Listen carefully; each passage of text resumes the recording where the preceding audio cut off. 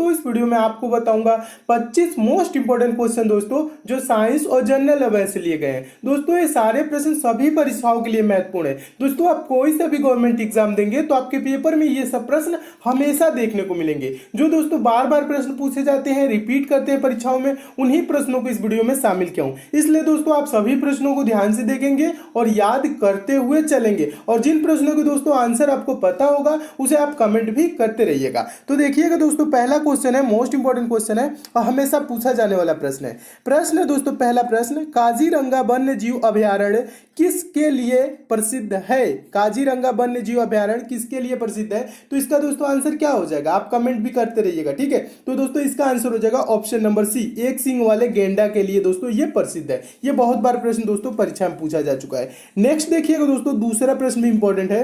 भारत में सबसे पुरानी पर्वत प्रणाली है, कौन सी है? कमेंट करते रहिएगा दोस्तों। इसका दोस्तों सही आंसर हो जाएगा ऑप्शन नंबर ए, भारत में सबसे पुरानी पर्वत प्रणाली कौन है दोस्तों? अरावली है। अरावली की पहाड़ियां दोस्तों कहां है? राजस्थान में है, ये भी याद रखेंगे। नेक्स्ट क्वेश्चन देखिएगा दोस्तों, तीसरा प्रश्न। तीसरा प्रश्न है, शिवाजी का जन्म कहां हुआ था? तो इसका आंसर क्या हो जाएगा दोस्तों? आप कमेंट भी करते रहिएगा। सारे प्रश्न का आंसर, जितने भी दोस्तों आंसर आपको पते होंगे, जिन जिन प्रश्नों के, उन प्रश्नों का आंसर आप जरूर कमेंट कीजिएगा, मैं कमेंट देखूंगा आप, ठीक है। तो देखिएगा तीसरा प्रश्न क्या कह रहा है, शिवाजी का जन्म कहां हुआ था? तो दोस्तों शिवाजी का जन्म 6 अप्रैल 1627 ईस्वी में सिवनेर में हुआ था। कहां हुआ था? सिवनेर। ऑप्शन नंबर डी सही हो जाएगा, याद रखेंगे, बहुत बार पूछा जा चुका है। नेक्स्ट क्वेश्चन देखिएगा, बार बार पूछा जाने वाला प्रश्न है, ऋग्वेद में कितने श्लोक हैं? पूछा जाता है, ऋग्वेद में एक मंडल पूछा जाता है और श्लोक, ये दो प्रश्न बहुत बार पूछे जाते हैं। तो ऋग्वेद में कितने श्लोक हैं दोस्तों? तो इसका आंसर हो जाएगा ऑप्शन नंबर बी, 1028 श्लोक है और 10 मंडल है, ये भी याद रखेंगे। मंडल कितने हैं? मंडलों की संख्या ऋग्वेद में 10 है, तो इसे भी याद रखेंगे। नेक्स्ट क्वेश्चन देखिएगा, अगला क्वेश्चन है पांचवा प्रश्न। पांचवा प्रश्न का आंसर पता हो तो आप कमेंट जरूर कीजिएगा।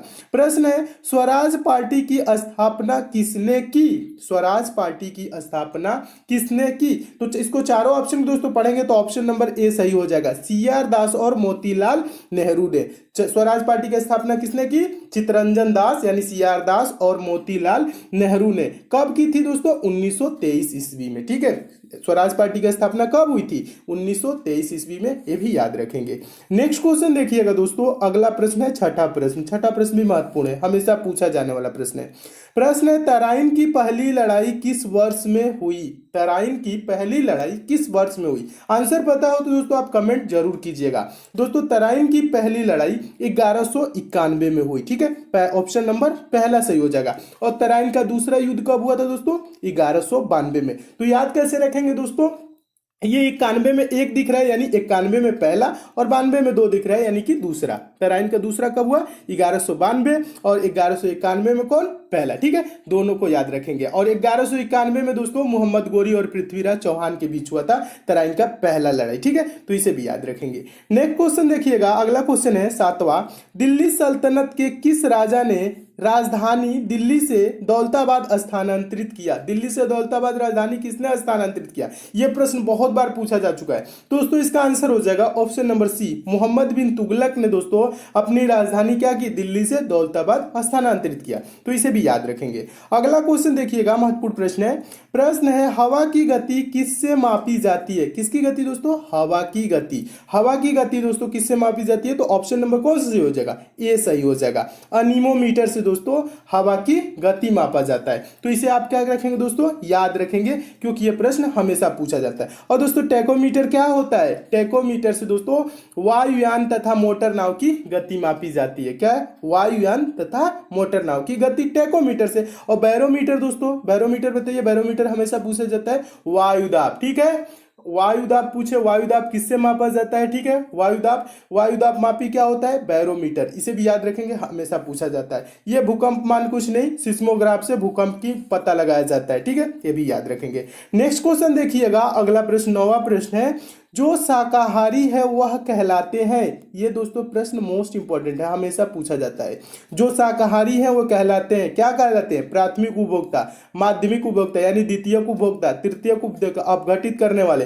तो आंसर हो जाएगा दोस्तों शाकाहारी जो है वो प्राथमिक उपभोक्ता के अंतर्गत आते हैं। तो कौन सा आंसर सही हो जाएगा? ऑप्शन नंबर ए सही हो जाएगा। और जो माध्यमिक उपभोक्ता यानी कि द्वितीयक उपभोक्ता, प्राथमिक उपभोक्ता के अंतर्गत देखिएगा दोस्तों, और प्राथमिक उपभोक्ता जो होते हैं ना, गाय भैंस बकरी इसके अंतर्गत आती है, ठीक है, प्राथमिक। और द्वितीयक उपभोक्ता कौन होते हैं दोस्तों, या कह लीजिए माध्यमिक उपभोक्ता, इसके अंतर्गत बिल्ली भेड़िया मोर आते हैं, ठीक है। और तृतीयक उपभोक्ता, ठीक है, ये भी पूछा जाता है, तृतीयक उपभोक्ता के अंतर्गत कौन आते हैं? बाघ शेर चीता, ये सब क्या है दोस्तों? तृतीयक उपभोक्ता के अंतर्गत आते हैं। तो ये तीनों प्रश्नों को दोस्तों आप अच्छे से याद रखेंगे क्योंकि हमेशा पूछा जाते हैं प्रश्न। नेक्स्ट क्वेश्चन देखिएगा दोस्तों, अगला क्वेश्चन है 10वां प्रश्न।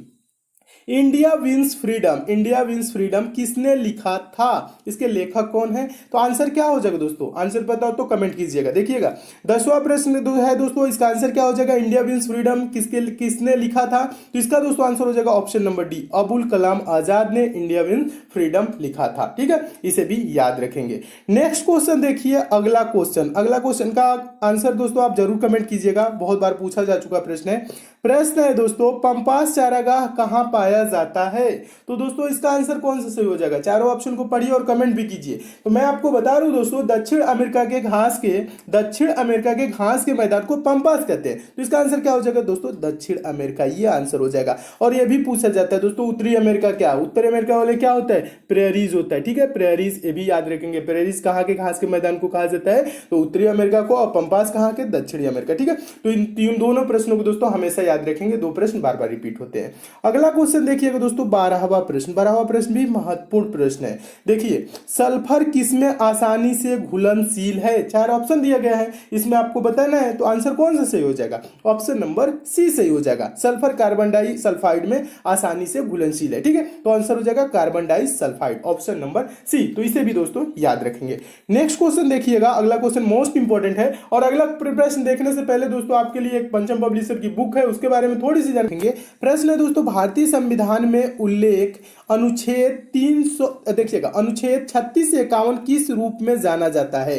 भारतीय संविधान में उल्लिखित मतलब अनुच्छेद 36 से 51 अनुच्छेद किस रूप में जाना जाता है, ये आपको बताना है। तो इसका दोस्तों आंसर क्या हो जाएगा? चारों ऑप्शन को पढ़ेंगे दोस्तों, तो इसका आंसर हो जाएगा ऑप्शन नंबर सी, राज्य के नीति निर्देशक तत्व है, ठीक है, 36 से 51। और प्रश्न दोस्तों एक और इससे बनता है, कौन सा प्रश्न बनता है कि राज्य के नीति निर्देशक तत्व कहाँ के संविधान से लिया गया है, कहाँ के संविधान से अपनाया गया है या लिया गया है? तो दोस्तों ये भी याद रखेंगे, राज्य के नीति निर्देशक तत्व आयरलैंड के संविधान से लिया गया है, तो इसे भी याद रखेंगे। और दोस्तों मौलिक अधिकारों का वर्णन किस अनुच्छेद में है दोस्तों, यह भी पूछा जाता है। तो अनुच्छेद 12 से 35, किससे दोस्तों? अनुच्छेद 12 से 35। और 36 से 51 दोस्तों कौन है? राज्य के नीति निर्देशक तत्व, ठीक है। तो दोनों प्रश्नों को याद रखेंगे, दोनों प्रश्न हमेशा पूछे जाते हैं। नेक्स्ट क्वेश्चन देखिएगा दोस्तों, अगला प्रश्न 14वां प्रश्न है। 14वां प्रश्न, उच्च न्यायालय के न्यायाधीशों किनके द्वारा नियुक्त होते हैं, यानी उच्च न्यायालय के न्यायाधीशों की नियुक्ति किसके द्वारा की जाती है? तो इसका दोस्तों आंसर क्या हो जाएगा? ऑप्शन नंबर इसका